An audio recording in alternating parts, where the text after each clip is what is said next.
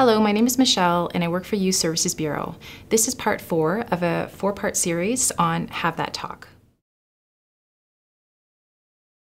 Teenage depression actually happens more than we think. Experts say that 1 in 5 teens will access services, unlike adults who can ask for help. So this is why it's important as a parent of a teen or an adult who is in contact with a teen to know what some of the signs and symptoms are. There's a lot of pressure facing teens today, from the natural course of going through puberty to trying to understand who they are and where they fit in. Teenagers express themselves in different ways. For some teens, if they are feeling depressed, they might isolate themselves, or they might feel a great sense of sadness.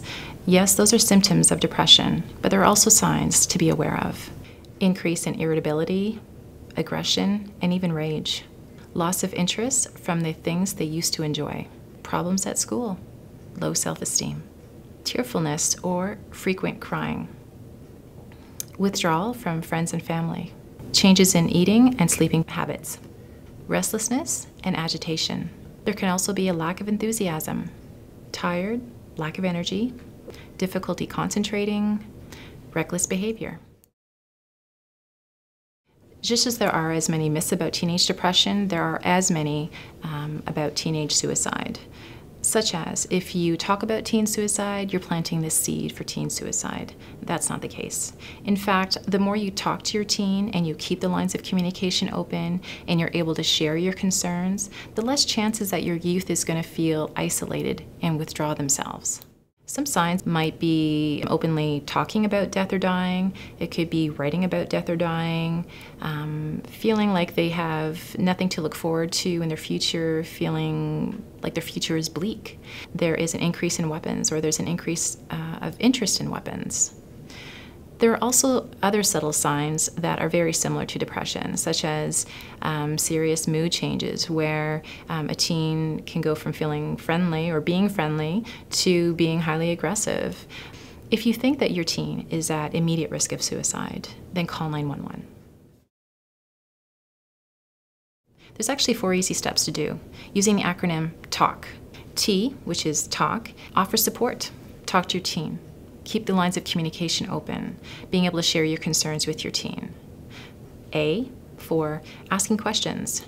Be cautious when you're asking the questions that you're not asking too many at once. At the same time, it's okay to ask your teen, are you feeling depressed? Do you have thoughts of suicide? L, listen to your teen.